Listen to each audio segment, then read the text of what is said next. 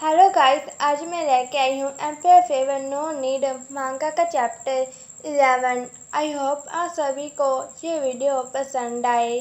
Last video में हमने देखा था कि एम्पायर डू यांग को एक और मौका देते हैं कि डू यांग दुबई के ओहदे से हट जाए और एम्पायर के पास आकर रहने लगे, पर डू यांग मना कर देता है।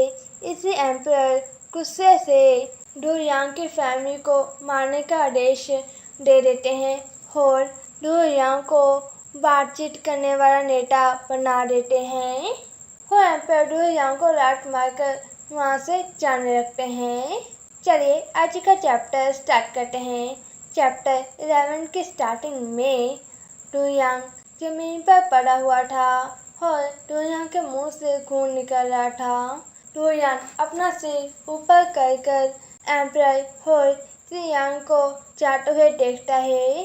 जियांग एम्पायर से चिपक रहा था और जियांग कह रहा था, योर मैजेस्टी आप शांत हो जाइए, आप अपने गुस्से का असर अपने शरीर पर मत होने दीजिए। तभी डू यांग को जोर से खांसी आती है और डू यांग के मुंह से खून निकलने लगता है। डू यांग अपने आप को कहता है, मेरी खांसी अब मुझे पहले से ज़्यादा आ रही है और अब ये सीरियस होती जा रही है। आखिर मेरे साथ हुआ क्या है? तभी एम्पायर का एक सर्वेंट आता है और डू यांग को कहता है, श्रीमान डू, क्या आप ठीक हैं? क्या मैं डॉक्टर को बुलाने में आपकी मदद करूं? डू यांग कहता है, नहीं, इसकी जरूरत नहीं है। मुझे डर है अगर योर मैजेस्टी को इस बारे में पता चल गया तो वो मेरे लिए फिर दीवार से मुसीबत खड़ी करेंगे। वो आदमी कहता है, अगर ऐसी बात है तो प्लीज आप योर मैजेस्टी का आदेश स्वीकार कीजिए। डू यांग अपने घुटनों के बल आता है और कहता है, मैं करता हूँ। वो आदमी एम्पायर का आदेश पढ़ते हुए कहता है, आकाश की ओर से महाराज ने आपको एक ऑर्डर दिया है। डू यांग आपको बातचीत करने वाला नेता बनाया जा रहा है। आपको बातचीत करने वाले सारे हक मिल रहे हैं। डू यांग अपना सिर झुकाता है और कहता है, मैं योर मैजेस्टी का भरोसा नहीं तोड़ूंगा। और डू यांग उस आदेश को अपने हाथ में लेकर अपने मन में कहता है, आखिरकार मेरी इतनी मेहनत का मुझे फल मिल ही गया। जो ऑर्डर ली गुननिंग चाहता था वो मुझे आखिरकार मिल ही गया। और डू यांग दुख से अपनी आंखें बंद कर अपने मन में आगे कहता है, पर डू फैमिली को अब मारा जाएगा। मैं डू फैमिली को नहीं बचा पाया। वो आदमी डू यांग को खड़ा होने में मदद करता है और कहता है, श्रीमान डू प्लीज खड़े हो जाइए। डू यांग उस आदमी को कहता है, वो ऐसा है कि योर मैजेस्टी ने लिखित में आदेश तो दे दिया है, पर उन्होंने अपने मुंह से मुझे कुछ भी नहीं कहा है। तो मैं सोच रहा था आखिर उन्होंने क्या कहा है। ये सुनकर वो आदमी हिचकते हुए डू यांग को कहता है, योर मैजेस्टी ने कहा है कि दिवाली डू, कभी मत सोचना कि मैं तुम्हें माफ़ करूँगा। याद रखना यह सब कुछ खत्म नहीं हुआ है। ये सुनकर डू यांग काफी ज्यादा ही शौक हो जाता है और डू यांग उस आदेश की ओर देखता है और अपने मन में कहता है, डू फैमिली को मारने का आदेश लिखित में मिल चुका है, पर योर मैजेस्टी ने अभी तक इसकी घोषणा क्यों नहीं की है। नेक्स्ट सीन में सुबह हो चुकी थी। वो आदमी कहता है, श्रीमान डू, मैंने आपको योर मैजेस्टी का मैसेज दे दिया है। अब मैं आपका हो सामान नहीं लूँगा, अब मैं चलता हूँ। डू यांग कहता है, मैंने आपको यहाँ तक आने के लिए परेशान कर दिया जनरल वैंग। उस आदमी के जाने के बाद डू यांग को फिर से काफ़ी ज़्यादा खांसी आने लगती है। हो डू यांग अपने मन में परेशान होते हुए कहता है, मेरी बीमारी अब काफ़ी ज़्यादा ही बिगड़ती जा रही है। अब मैं इसे और ज़्यादा इग्नोर नहीं कर सकता। और डू यांग दीवार का सहारा लेते हुए चलता है और अपने मन में कहता है, मुझे डॉक्टर को दिखाकर दवाई रहकर इस बीमारी को कंट्रोल में कर लेना चाहिए। अब मैं ये सब कुछ बीच में ही नहीं छोड़ सकता। नशे में डू यांग जा ही रहा था, तभी उसके सामने सियान आ जाता है। सियान एक पालकी के ऊपर बैठा हुआ था। सियान डू को देख लेता है और डू को कहता है, श्रीमान डू, आप अभी तक यहाँ पर क्या कर रहे हैं? सियान और डू यांग एक दूसरे को काफी गुस्से से देखते हैं। डू यांग अपने मन में गुस्से से कहता है, सियान क्यों अभी तक ये यहाँ पर क्या कर रहा है? क्या ये एम्पायर के साथ दूर नहीं चला गया था? तो ये इतनी जल्दी यहाँ पर कैसे आ गया? सियान कहता है, योर मैजेस्टी तुम्हें रखना नहीं चाहते हैं तो तुम अभी तक यहाँ पर क्यों खड़े हो? क्या तुम इतने ज़्यादा बेशरम हो? और ये कहकर सियान वहाँ से जाने लगता है। पर तभी डू यांग कहता है, एम्पायर मुझे रखना चाहते हैं या फिर नहीं, ये हम दोनों के बीच का मामला है। इससे आपका कोई भी लेना देना नहीं है एम्प्रेस जी। ये सुनकर सियान को गुस्सा आता है और सियान चिढ़ाते हुए कहता है, रुको, यहीं पर रुको। और डू यांग को कहता है, तुम्हारे और योर मैजेस्टी के बीच में क्या है? और सियान डू यांग के पास जाते हुए चिढ़ाकर कहता है, तुम काफ़ी ज़्यादा ही बेशर्म हो। तुम हमेशा ही एम्पायर को सेड्यूस करते रहते हो। तुम्हें क्या लगता है कि मैंने एम्पायर की स्टडी के बाहर खड़े होकर कुछ भी नहीं सुना होगा? डू यांग, तुम सच में काफ़ी ज़्यादा ही घटिया हो। और सियान डू यांग का हाथ पकड़ने के लिए आगे बढ़ता है और चिढ़ाते हुए कहता है, मुझे सच में समझ नहीं आ रहा है कि तुम एक दुबारी हो या फिर एक मेड मिस्ट्रेस। और सियान डू यांग का हाथ पकड़ लेता है। डू यांग कहता है, एम्प्रेस जी, मैंने कभी भी नहीं सोचा था कि आप इतने रूड तरीके से बात करेंगे। क्या तुम सोचते हो कि तुम मुझे घटिया शब्द कह सकते हो? सियान डू यांग के पास जाता है और कहता है, तुम्हारे फादर ने अपनी जिंदगी ऊंचे ओहदे के लिए कुर्बान कर दी। डू यांग, तुम भी इस तरीके की चीज़ें ही कर रहे हो, तो आखिर क्यों मैं उस तरीके से बात नहीं कर सकता? और सियान डू यांग को धक्का देता है और कहता है, तुम एक बहुत ज़्यादा ही घटिया आदमी हो। तुम्हें क्या लगता है कि तुम एम्पायर को सेड्यूस कर लोगे बस एक डॉग की तरह उनके आगे पीछे घूमकर? तुम बस एक सब्स्टिट्यूट हो कुछ भी नहीं हो। तुम्हें क्या लगता है कि तुम मुझसे आगे निकल सकते हो? तुम सच में कितने ज़्यादा बेशर्म हो। ये सुनकर डू यांग कड़वी सी स्माइल करता है और कहता है, अगर मैं इतना ज़्यादा बेशर्म ना होता तो अभी तक मैं एम्प्रेस सी की जगह पर क्यों खड़ा होता? ये सुनकर सियान कहता है, क्या? डू यांग कहता है, बस जैसे स्वेट कपड़े, और ये कपड़े कितने ज़्यादा शानदार हैं, बिल्कुल वैसे ही जैसे मैं उन सालों में पहनता होता था। एम्प्रेस सी, तुम भी एक स्कॉलर हो, तुमने काफ़ी ज़्यादा बुक्स पढ़ी होंगी, पर तुम्हें उनका मतलब नहीं पता है। मेंढक जूते पहनते हैं और मंकी फ्लावर्स पहनते हैं। यह सुनकर सियान को काफ़ी ज़्यादा ही गुस्सा आता है और हमें उन दो लाइनों का मतलब बताया जाता है। ये जो दो लाइनें हैं, ये एक पुरानी कहानी से रह गई है, जिसमें एक बंदर बीमार पड़ जाता है, इसलिए वो फ्लावर्स पहनता है, जिससे वो काफ़ी ज़्यादा ही ब्यूटीफुल दिखता है और सब लोग उसकी तारीफ़ें करते हैं। मेंढक भी उसकी नकल करता है, पर लोग उसको डराते हैं और उसे दूर भगाते हैं। डू यांग इन लाइनों के जरिए सियान को बताना चाहता था कि सियान उसकी कॉपी कर रहा है। और हमारा चैप्टर 11 भी एंड हो जाता है। चैप्टर 12 की स्टार्टिंग में सियान चिढ़ाते हुए डू यांग को कहता है, तुम ये क्या बकवास कर रहे हो? आखिर कौन तुम जैसे बेशर्म की कॉपी करेगा? डू यांग गुस्से से कहता है, सियान, तुम मुझे बेशर्म कहकर जगा सकते हो तुम जो मैजेस्टी को मोहित करने के लिए तुम मुझसे नफरत भी कर सकते हो। पर मैं तुम्हें सच्चे दिल से एक एडवाइस देना चाहूँगा। कोई भी सफ़ेद कपड़े पहनकर योर मैजेस्टी के बेड पर नहीं जा सकता। ये सुनकर सियन को काफ़ी ज़्यादा गुस्सा आता है और सियन गुस्से से कहता है, डू यांग तुम।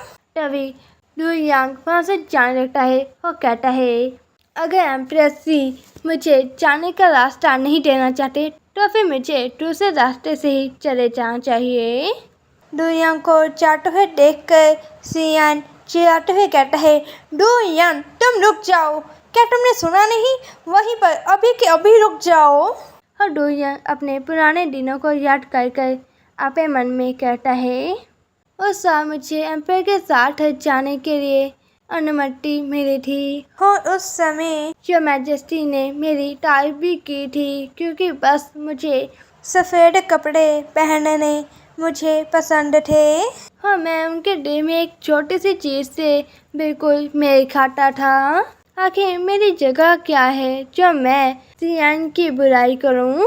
नेक्स्ट सीन में डॉक्टर डू यांग को चेक कर रहे थे और डॉक्टर कह रहे थे, श्रीमान डू, कब से आपको खांसी में खून आ रहा है? डू यांग कहता है, काफ़ी समय से नहीं पर कुछ दिनों से ये काफ़ी ज़्यादा ही गंभीर हो चुकी है। ये सुनकर वो डॉक्टर कहता है, श्रीमान डू, आप पहले क्यों नहीं आए? क्या आपको पता है काफ़ी लंबे समय पहले ही आपकी बॉडी थक चुकी है? डू यांग कहता है, मेरे पास कितना टाइम है? डॉक्टर कहता है, अगर आप अच्छे से आराम करेंगे तो ये बीमारी ठीक हो सकती है। डू यांग कहता है, पर अगर मैं ना करूं तो? डॉक्टर कहता है, तो मुझे डर है शायद 3 महीने ही दवाई इसके बाद काम नहीं करेगी। डू यांग कहते हैं, नहीं, ऐसा नहीं हो सकता कि आपके पास इसके अलावा कोई और रास्ता नहीं है। वो डॉक्टर कहता है, आप मेरा इंतज़ार कीजिए, मैं इस बारे में हिज मैजेस्टी को बताता हूँ। डू यांग कहता है, डॉक्टर जैंग, मैं इस बारे में हिज मैजेस्टी को अपने आप ही बता दूँगा, आप इस बारे में फ़िक्र मत कीजिए। डॉक्टर कहता है, तो फिर ठीक है, तो मैं आपके लिए दवाई लिख देता हूँ, आप इसे दिन में 2 बार सवेरे और शाम को ले लेना, इसे बीच में छोड़ना मत। और डॉक्टर एक शीशी निकाल कर कहते हैं, और इसके अलावा आप इसे रखिए श्रीमान डू, जब भी आपको काफ़ी ज़्यादा दर्द हो जो आपको सहन ना हो तो आप इसे ले लेना, इससे आपको कुछ समय तक आराम मिल जाएगा। डू यांग वो शीशी ले लेता है और कहता है, थैंक यू डॉक्टर यांग, मैं ये याद रखूँगा और अब मैं आपको और ज़्यादा देर परेशान नहीं करूँगा, मैं चलता हूँ। नेक्स्ट डे में डू यांग वहाँ से जा रहा था और एम्पायर डू यांग को जाते हुए देख लेता है और एम्पायर अपने मन में कहते हैं, ये रास्ता तो जय क्यों जाता है, आखिर ये करना क्या चाहता है? और एम्पायर अपने साथ खड़े हुए आदमी को कहता है, उसका पीछा करते हैं।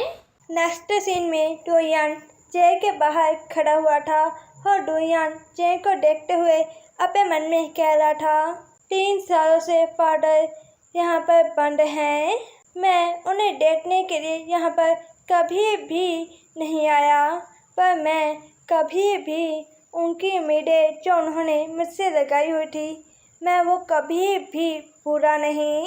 डू यांग जय के अंदर जाने लगता है, तभी 2 गार्ड्स उसे रोक लेते हैं और कहते हैं, दूर जाओ, कोई भी अंदर नहीं आ सकता। डू यांग कहता है, मैं यहाँ पर कैडी को मिलने के लिए आया हूँ। एक गार्ड चिल्लाते हुए कहता है, क्या कैडी को मिलने के लिए? क्या तुम्हें नहीं पता यहाँ पर वो कैदी हैं जिन्हें मरने की सजा दी हुई है? हिज मैजेस्टी की अनुमति के बिना कोई भी कैदी को नहीं मिल सकता। तभी डू यांग उन्हें एक सीढ़ी दिखाता है और कहता है, अब मैं अंदर जा सकता हूँ? वो सीढ़ी देखकर दोनों गार्ड्स साइड हट जाते हैं और कहते हैं, यस सर। और एक गार्ड डू यांग को अंदर लेकर जाने लगता है। जेल के अंदर डू यांग के फादर दीवार की ओर अपना चेहरा कर बैठे हुए थे। डू यांग उनके सामने झुकता है और कहता है, बेवफा बेटा अपने पिता को सम्मान दे रहा है। पर डोरियान के फादर कुछ भी नहीं कहते। डोरियान बैठता है और कहता है 3 साल हो चुके हैं, आखिरकार पिताजी मुझे बॉर्डर पर बातचीत करने वाला नेता बना दिया गया है और जल्द ही मुझे एम्पायर से कमांडिंग पेपर्स मिल जाएंगे और मैं बातचीत करने वाला नेता बन जाऊंगा और आखिर में मुझे आपसे मिलने का सौभाग्य भी प्राप्त हुआ फादर। डोरियान के इतना कहने पर भी डोरियान के फादर कुछ भी नहीं कहते। ये देखकर डोरियान आगे कहता है फादर मैं अपना बेस्ट दूंगा बातचीत कर कर बॉर्डर के गेट खुलाने में। मैं आपकी सबसे बड़ी इच्छा पूरी करूंगा, बॉर्डर को एक शांतिमयी जगह बनाने के लिए जहां पर कोई लड़ाई नहीं होगी, कोई हंगामा नहीं होगा और सारे नागरिक अच्छे से काम करेंगे और रहेंगे। फादर इन 3 सालों में तभी डोरियान के फादर कहते हैं क्यों, वो क्यों? और डोरियान के फादर डोरियान की ओर देखते हैं और चिल्लाते हुए कहते हैं 3 साल पहले आखिर क्यों तुमने ली गुननिंग को चूज किया? यह सुनकर डोरियान चौंक जाता है और डोरियान अपने मन में कहता है 3 साल मैं फादर को मिलने की हिम्मत नहीं कर पाया क्योंकि मैं इस क्वेश्चन को अवॉइड करना चाहता था। मेरी खांसी में खून वाली बीमारी काफ़ी ज़्यादा ही बढ़ चुकी है, पर इन्हें अभी भी आखिर उस समय मैंने क्यों वो सब किया, बस उसकी परवाह है। डोरियान के फादर खड़े होते हैं और कहते हैं 3 साल पहले सेवेंथ प्रिंस ने मुझसे बात की थी कि मैं अगर ली गुननिंग को सिंहासन से हटाकर उन्हें सिंहासन दिला दूं तो वो प्रॉमिस करते हैं कि वो 2 फैमिली को पावर और सम्मान दोनों ही देंगे और मैं होता जिसके नीचे हजारों लोग काम करते, एक सीधी जीत। और डोरियान के फादर डोरियान के शोल्डर पकड़ते हैं और चिल्लाते हुए कहते हैं पर तुम मेरे सबसे कमाल के बच्चे, तुमने अपने पिता को धोखा दिया, तुमने मुझे छोड़ दिया बस उस ली गुननिंग के लिए। डोरियान को काफ़ी ज़्यादा ही दर्द हो रहा था पर डोरियान कुछ कहता नहीं है। डोरियान के फादर आगे कहते हैं और अब तुम्हारे पास पावर है और तुम अच्छी जिंदगी जी रहे हो, पर तुम्हारे फादर कैडी बन चुके हैं। मैंने तुम्हारे ओहदे और तुम्हारी वो शानदार जिंदगी के बारे में सुना है जिसमें तुम रात को ली गुननिंग के साथ सोते हो, है ना? यह सुनकर डोरियान चौंक जाता है और कहता है फादर आप। यहीं पर हमारा चैप्टर 12 एंड होता है और चैप्टर 13 स्टार्ट हो जाता है। चैप्टर 13 की स्टार्टिंग में डोरियान के फादर गुस्से से कह रहे थे तुम दोनों पहले से ही उस घिनौने रिश्ते में थे, तो इसलिए ही तुम उस ली गुननिंग के बदले में अपनी फैमिली को छोड़ने के लिए बिल्कुल भी झिझके नहीं, है ना? डोरियान कहता है फादर जो आपने मुझे सिखाया है वो मैं कभी भी भूला नहीं था। सच तो ये है कि सेवेंथ प्रिंस जो अब के राजा हैं उससे काफ़ी ज़्यादा ही अच्छे थे कई मामलों में, पर इंसानों को समझना काफ़ी ज़्यादा ही मुश्किल होता है। डोरियान की यह बातें एम्पायर सुन रहे थे और ये सब सुनने के बाद एम्पायर वहाँ से चले जाते हैं। एम्पायर के जाने की वजह से थोड़ी सी आवाज़ होती है। डोरियान जिस ओर एम्पायर छुपे थे उस ओर देखता है और अपने मन में कहता है मुझे क्यों लगा यहाँ पर कोई और भी था, या फिर ये मुझे बस ऐसे ही लग रहा था। डोरियान के फादर कहते हैं लोगों को समझना क्या सच में इतना ज़्यादा मुश्किल है? क्या तुम्हें डर था कि सिंहासन मिलने के बाद सेवेंथ प्रिंस अपने शब्दों से मुकर जाएंगे?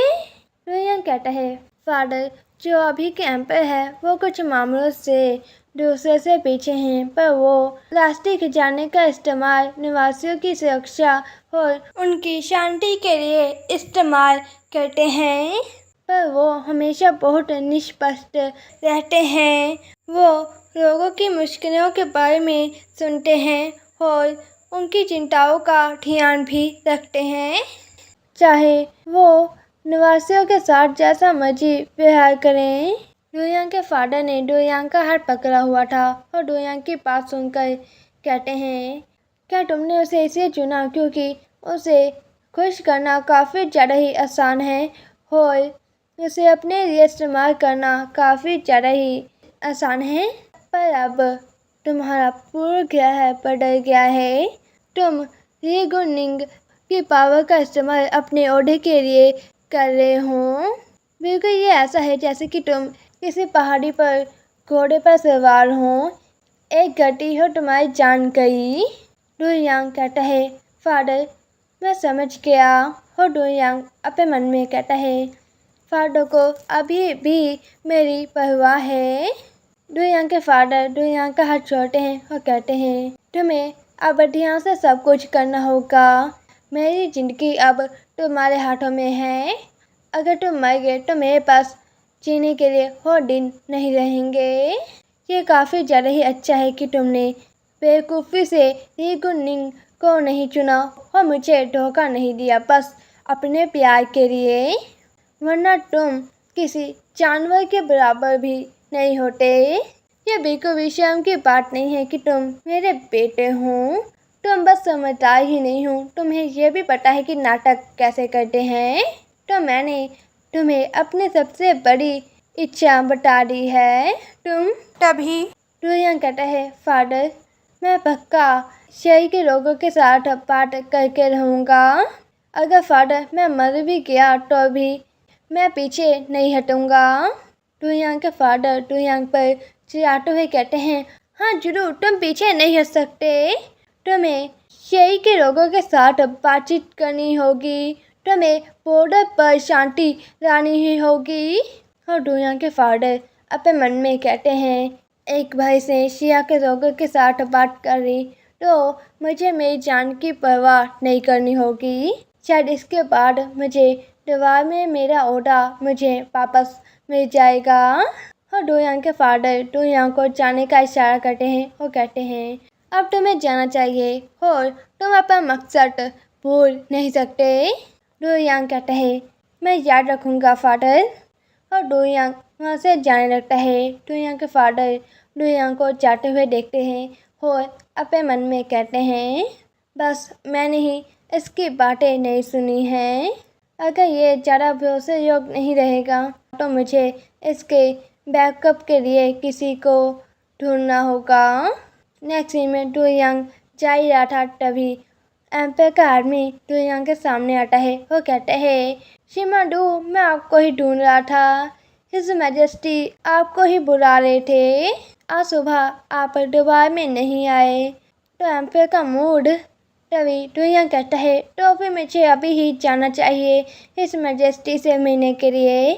ये कहकर डोयांग जाते हुए अपने मन में कहता है, आज मैं दरबार नहीं गया और ना ही मैंने आज छुट्टी की अर्जी ली गुनिंग को दी। वो पक्का मुझे आसानी से नहीं जाने देगा। नेक्स्ट सीन में डोयांग एम्पायर के सामने घुटनों के पर बैठा हुआ था और कहता है, योर मैजेस्टी। एम्पायर डोयांग को कहता है, आखिर तुम इतना दूर घुटनों के पर क्यों बैठे हो, मेरे करीब आओ। डोयांग को डर लगता है पर डोयांग एम्पायर के पास चले जाता है। एम्पायर डोयांग की चिन पकड़ता है और कहता है, आज सुबह तुम दरबार में नहीं आए, तुम कहाँ पर थे। डोयांग कहता है, क्या मैजेस्टी मुझे कल रात कुछ अच्छा नहीं लग रहा था तो इसलिए आज मैं ज़्यादा देर के लिए सो गया था, तो इसलिए मैं आज दरबार में नहीं आ पाया। ये मेरी गलती थी। ये सुनकर एम्पायर को गुस्सा आता है और एम्पायर डोयांग को खींचकर उसकी गर्दन पकड़कर उसे अपने बेड पर टिका देते हैं और एम्पायर गुस्से से कहते हैं, डू यू यांग तुम में कितनी ज़्यादा हिम्मत है ना, आखिर तुम्हें हिम्मत कैसे हुई एम्पायर का अपमान करने की। डोयांग डर से कहते हैं, या मैजेस्टी मेरी हिम्मत नहीं है, या मैजेस्टी प्लीज़ मुझे जाने दीजिए। एम्पायर कहते हैं, अपना मुंह बंद करो। एम्पायर डोयांग के कपड़े फाड़ देते हैं और डोयांग का टैटू दिखने लग जाता है। एम्पर डू यांग के टैटू को टच करते हुए कहते हैं, लगता है कि मुझे तुम्हें काजल पर सजा नहीं देनी चाहिए थी। तुम्हारा ये सुंदर सा शरीर तो बस मैं बेड पर ही अच्छा लगता है। और एम्पर डू यांग के ऊपर आ जाते हैं और डू यांग के हाथ उसके फटे हुए कपड़ों से ही बांध देते हैं। डू यांग कहता है, योर मैजेस्टी प्लीज मुझे जाने दीजिए। एम्पर डू यांग के टैटू को टच करने लग जाता है। डू यांग एम्पर को रोकने की कोशिश करता है। एम्पर डू यांग को गाली देते हैं। डू यांग को काफ़ी ज़्यादा ही दर्द हो रहा था। एम्पर सुई उठाते हैं और डू यांग के बाल खींच कर कहते हैं, मैं शुरू से ही ऐसा नहीं करना चाहता था, पर लगता है कि मुझे अब तुम्हारे शरीर पर अपनी निशानी छोड़नी ही होगी। तुम्हें भी तो पता चलना चाहिए ना, आखिर तुम्हारा मालिक है कौन। और यहीं पर हमारा चैप्टर 13B एंड हो जाता है। चैप्टर 14 की स्टार्टिंग में एम्पर गुस्से से कह रहे थे, तुम्हें भी तो पता चले आखिर तुम्हारा मालिक है कौन। यह सुनकर डू यांग को काफ़ी ज़्यादा ही बुरा लगता है और डू यांग की आंखों में आंसू आ जाते हैं। और डू यांग को वो पल याद आता है जब एम्पर उसकी पीठ पर पहली बार टैटू बना रहे थे। उस वक्त डू यांग कह रहा था, योर मैजेस्टी प्लीज़ मुझे जाने दीजिए, अब मैं ये सब कुछ सहन नहीं कर पा रहा हूँ। और डू यांग को वो पल भी याद आता है जब कोई एम्पर को वो सुई देते हुए कह रहा था, योर मैजेस्टी इस सुई से टैटू हमेशा ही काफ़ी ज़्यादा फ्रेश और काफ़ी ज़्यादा ही सुंदर दिखाई देंगे, और जो इसके अंदर दवाई इस्तेमाल हुई है उससे काफ़ी ज़्यादा ही दर्द होता है, वो दर्द सहन नहीं होता। उस दर्द से ऐसा लगता है जैसे जो अंदर के ऑर्गन्स हैं वो टूट रहे हैं। डू यांग उस सुई को देखते हुए एम्पर को कहता है, योर मैजेस्टी प्लीज़ ऐसा मत कीजिए, पर एम्पर डू यांग की बात सुनते नहीं हैं और एम्पर वो टैटू बनाना जारी रखते हैं। डू यांग को काफ़ी ज़्यादा ही दर्द हो रहा था और जब एम्पर का वो टैटू पूरा होता है तब एम्पर डू यांग को अपनी ओर खींचकर उसकी चिन पकड़ते हैं और कहते हैं, आखिर तुम किसके लिए रो रहे हो। डू यांग अपनी जीभ को बाइट कर लेता है, जिस वजह से डू यांग के मुंह से खून निकल आता है। यह देखकर एम्पर अपने मन में कहते हैं, मुझे डर है कि इसने अपनी जीभ को बाइट कर दिया होगा। और एम्पर डू यांग के मुंह में अपनी उंगली डाल देते हैं और कहते हैं, अगर तुमने हिम्मत भी की अपने आप को नुकसान पहुंचाने की तो मैं तुम्हें आसानी से नहीं जाने दूंगा। तभी डू यांग एम्पर की फिंगर को बाइट कर लेता है, जिस वजह से एम्पर को काफ़ी ज़्यादा ही दर्द होता है और एम्पर दोबारा से डू यांग को बेड पर टिका लेते हैं और उसकी कदम पकड़कर काफ़ी गुस्से से कहते हैं, तुम में सच में काफ़ी ज़्यादा ही हिम्मत है, आखिर तुम्हारी हिम्मत कैसे हुई मेरे शब्दों को इग्नोर करने की। और एम्पर काफ़ी ज़्यादा ही चौंक जाते हैं क्योंकि डू यांग काफ़ी ज़्यादा ही काँप रहा था। डू यांग को ऐसे देखकर एम्पर डू यांग को अपनी बाहों में उठा लेते हैं और डू यांग को गले लगाकर कहते हैं, रो मत, मैं तुम्हें अब और ज़्यादा सज़ा नहीं दूंगा। नेक्स्ट सीन में डू यांग बेहोश था और एम्पर डू यांग की चिन पकड़ कर कह रहे थे, दरबारी डू, क्या मेरे मांस का टेस्ट अच्छा था। तुम में सच में काफ़ी ज़्यादा ही हिम्मत है, क्या तुम्हें पता है आखिर एम्पर को नुकसान पहुंचाने की क्या सज़ा मिलती है। यह सुनकर डू यांग झट से अपनी आंखें खोल लेता है और नीचे कूद जाता है और एम्पर के सामने अपना सिर जोर जोर से पटकते हुए चिल्लाकर कहता है, मुझे पता है ये मेरा पाप था, मैं फिर दोबारा से ऐसा करने की हिम्मत नहीं करूँगा। प्लीज़ योर मैजेस्टी मुझे आसान सजा दीजिए। मैं आपसे भीख मांगता हूँ, योर मैजेस्टी प्लीज। डुयांग को ऐसे देखकर एम्पायर डुयांग के सिर के नीचे अपना हाथ लगा लेते हैं और डुयांग को कहते हैं युयांग। और डुयांग का सिर ऊपर अपनी ओर उठाते हैं। एम्पायर को ऐसे देखकर डुयांग को पुराने वाला एम्पायर याद आता है। जब एम्पायर एक प्रिंस थे तब एम्पायर डुयांग को हंसते हुए युयांग ही कहते थे और डुयांग की आंखों में से आंसू गिरने लगते हैं। डुयांग एम्पायर से टिककर रोने लगता है और कहता है डार्लिंग। नेक्स्ट सीन में एम्पायर डुयांग को शांत करा रहे थे और एम्पायर कह रहे थे रो मत। और डुयांग कहता है डार्लिंग। और एम्पायर कहते हैं मैं तुम्हारा पाप माफ कर रहा हूँ।